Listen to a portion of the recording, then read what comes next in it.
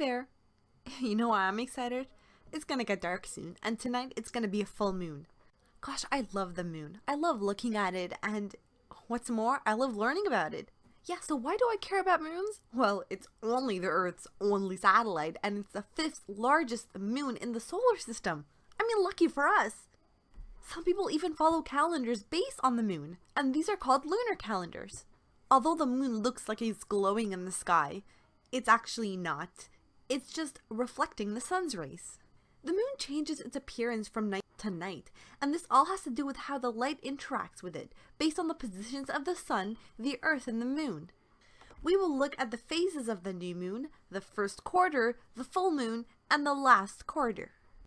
Here's a gorgeous image showing what the new moon looks like. The first quarter, the full moon, the last quarter, and back to the new moon.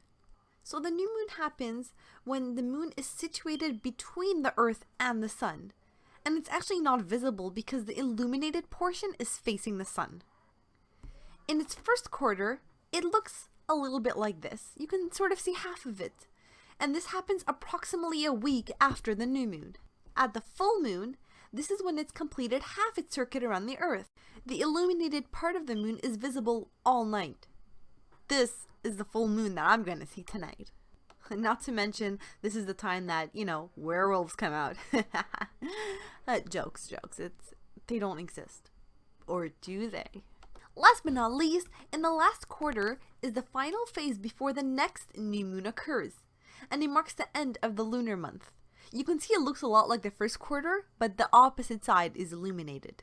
There are 29 and a half days in a lunar month between the two new moons. So a lunar month is the time between the two new moons, and this is called lunation. Interestingly, from the Earth, we can only see one side of the moon.